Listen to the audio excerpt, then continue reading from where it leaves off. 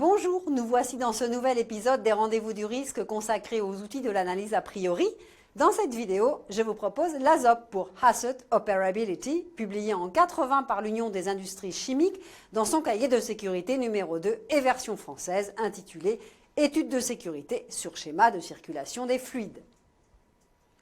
Considérant de manière systématique les dérives des paramètres d'une installation en vue d'en identifier les causes et les conséquences, cette méthode est particulièrement utile pour l'examen des systèmes thermohydrauliques, pour lesquels des paramètres comme le débit, la température, la pression, le niveau, la concentration sont particulièrement importants pour la sécurité de l'installation. De par sa nature, cette méthode requiert notamment l'examen de schémas et plans de circulation des fluides ou schémas PID, Piping and Instrumentation Diagram. Pour chaque partie constitutive du système examiné, ligne ou maille, la génération conceptuelle des dérives est effectuée de manière systématique par la conjonction de mots-clés comme pas de, plus de, moins de, trop de, des paramètres associés au système étudié. Des paramètres couramment rencontrés concernant la température, la pression, le débit, la concentration, mais également le temps ou des opérations à effectuer. Le groupe de travail doit ainsi s'attacher à déterminer les causes et les conséquences potentielles de chacune de ces dérives et à identifier les moyens existants permettant de détecter cette dérive, d'en prévenir l'occurrence ou d'en limiter les effets. Il pourra proposer des mesures correctives à engager en vue de tendre vers plus de sécurité. Cet outil est qualifié de qualitatif et doit donc être complété par une analyse de la criticité des risques sur les bases d'une technique quantitative simplifiée. Le déroulement d'une ASOP est sensiblement similaire à celui d'une AMDEC, comme suit. 1. Dans un premier temps, choisir la ligne de maille. 2. Puis un paramètre de fonctionnement.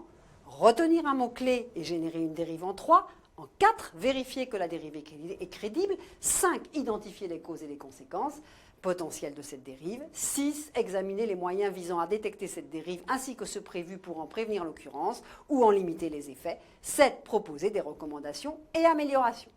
Il suffit de suivre ce déroulé pour chaque mot-clé lorsque toutes les phrases de fonctionnement ont été envisagées et retenir une nouvelle ligne pour reprendre l'analyse au point 1.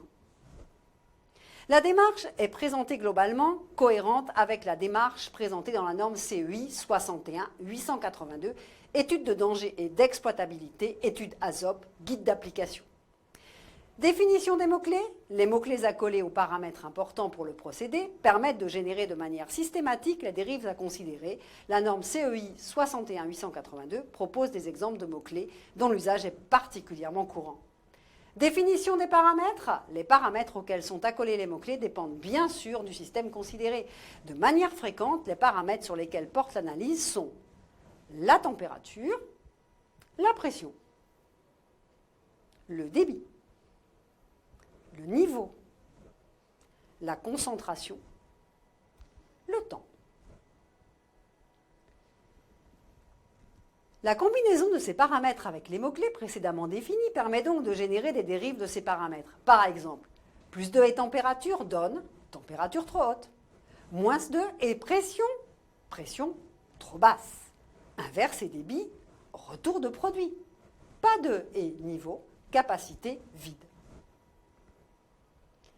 Causes et conséquences de la dérive, de la même façon que pour une AMDE, le groupe de travail, une fois la dérive envisagée, doit identifier les causes de cette dérive, puis les conséquences potentielles de cette dérive. Moyens de détection, sécurité existante et propositions, la méthode ASOP prévoit d'identifier pour chaque dérive les moyens accordés à sa détection et les barrières de sécurité prévues pour en réduire l'occurrence et les effets. Si les mesures mises en place paraissent insuffisantes au regard du risque encouru, le groupe de travail peut proposer des améliorations en vue de pallier à ces problèmes ou du moins définir des actions à engager pour améliorer la sécurité quant à ces points précis. L'ASOP est un outil particulièrement efficace pour les systèmes thermohydrauliques, mais il permet difficilement d'analyser les événements résultant de la combinaison simultanée de plusieurs défaillances. L'ASOP est en effet centrée sur l'installation, à la différence de l'AMDE qui est centrée sur les composants. Pour conclure, l'ASOP doit souvent être complétée par une analyse de la criticité des risques sur la base d'une technique quantitative simplifiée. Dans une première approche, une démarche semi-quantitative pourra être retenue. Cette adaptation semi-quantitative de l'ASOP est d'ailleurs mentionnée dans la norme CEI 61882, étude de danger et d'exploitabilité, étude ASOP, guide d'application. Merci pour votre attention.